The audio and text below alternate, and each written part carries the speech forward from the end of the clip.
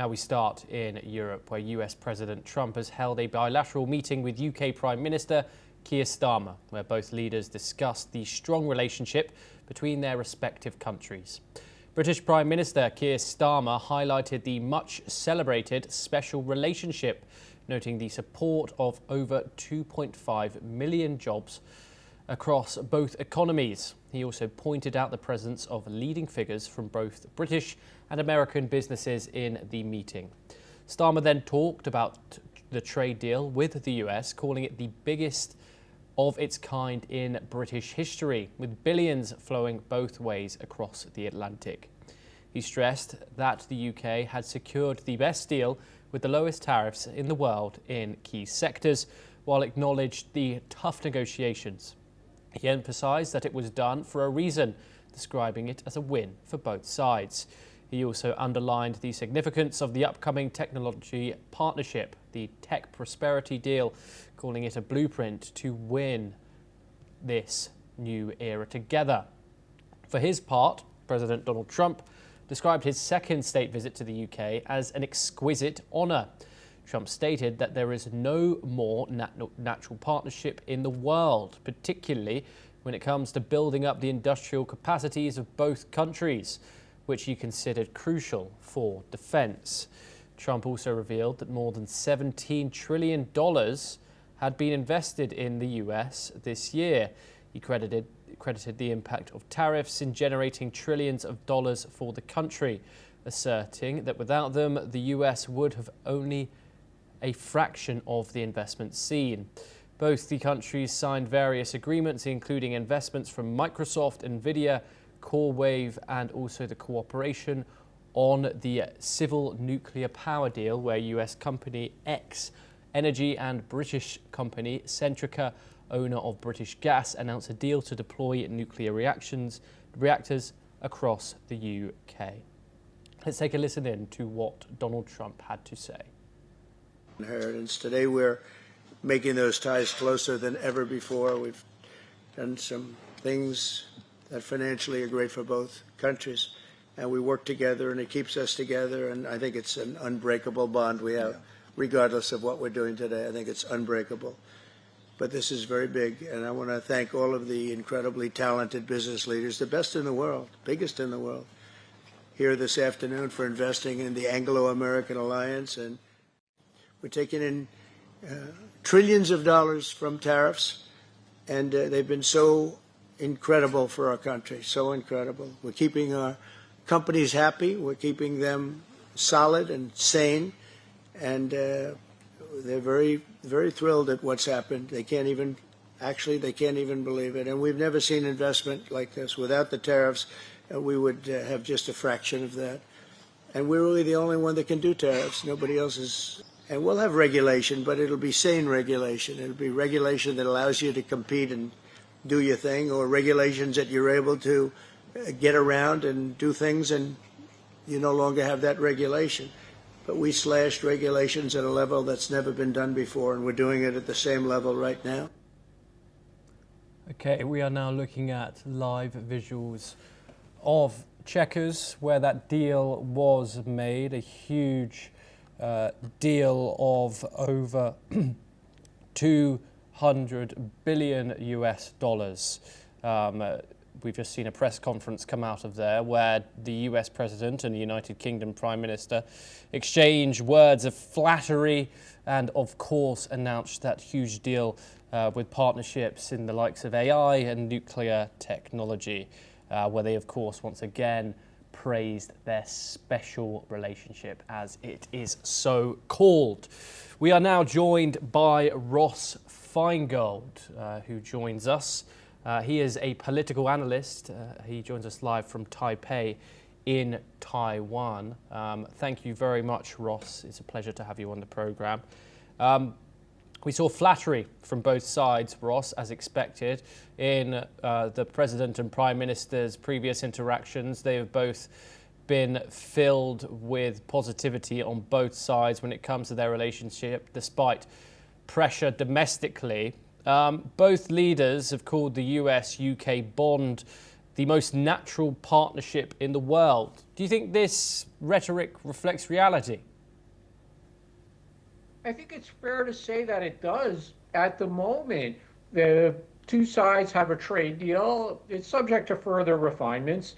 But we have these business leaders who came with President Trump, and they pledged to make significant investments in the UK, most notably Jensen Huang from NVIDIA. And he's been doing the rounds of different media over the past 24 hours, reiterating the commitment of his company to invest in the UK. And he's also been praising the UK AI ecosystem. And at the same time, we have British companies attending these events, attending the state dinner and the other events with President Trump, pledging to invest more in the United States, which obviously makes President Trump very happy. So at the moment, as far as this visit goes, both sides are saying the right things. It's very positive. There's really been no criticism of the UK from President Trump, and we've become very used to President Trump praising America's traditional European allies on issues like defense spending or market access, et cetera, et cetera. But we're not seeing that with President Trump during this visit. So it's very positive from the United States side, as well as positive from the UK side. And I'll just add a final point on that. What's very interesting here is it's a Labour government. Keir Starmer is a left of center leader. And normally one would have expected that President Trump would have gotten along better with a conservative prime minister, somebody like Boris Johnson or Liz Truss, however briefly she was prime minister, or Rishi Sunak. But the two leaders, President Trump and Prime Minister Starmer, they seem to be getting along on a personal level, which is very important. And the visit is going very well. Yes, indeed, Ross. Thank you. Do stay with us. We're also joined by Dr. Jayant Menon. He's a senior fellow at the ISEAS at the Yusof Ashak Institute, and joining us live from Singapore. Dr. Menon, thank you very much for joining us. This new tech prosperity deal, it was described as a new blueprint to the new era. We have, of course, the likes of AI, the likes of nuclear sectors being discussed here. What might this new partnership mean for global tech competition, especially against China, Dr. Menon? Right. I think clearly that's a motivation for these two countries to come together. The UK is one of the US's longest standing allies, and one that President Trump hasn't treated in the same way as he has some of the others. He's been quite cordial and quite, positive in his engagement with this particular ally. But they are two developed countries with a strong skills base, very strong educational institutions in both countries. So there's obvious merit in collaborating in a highly skills-intensive sector like AI development. Sure, I mean, the push from China moving ahead is a further incentive to do this, but it's still early days. We need to wait for the details to come through on what exactly is, being envisaged here on the types of investments, types of cooperation. It's standard in these sorts of meetings to be, to exaggerate the types of engagement, but we'll have to wait for some details. But this is a positive sign, and I think, as long as the AI development is not too exclusive, everyone can benefit. There's concerns about greater inequality arising out of, the so-called superpowers, dominating AI, but that's a different kind of challenge we'll have to face a bit later on. Yeah, and Dr. Menon, just finally and quickly, of course, what didn't go mentioned was the was the friction between the two countries. Was that they didn't disagree on. Of course, Donald Trump's UK state visit comes to an end now, and Donald Trump being a leader that seems to have come a little bit too close to Vladimir Putin, which is Britain's obvious perspective on that, and of course Britain's intention to recognise a Palestinian state at the UNGA next week. What are your thoughts on the differing standpoints that might lead into the next week, where both leaders are also expected to speak, and of course the absence of those issues in these meetings? Yeah, there are a lot of these other non-economic issues that where the two countries are not necessarily aligned. But I think what's remarkable is how we've seen very little of that play up so far.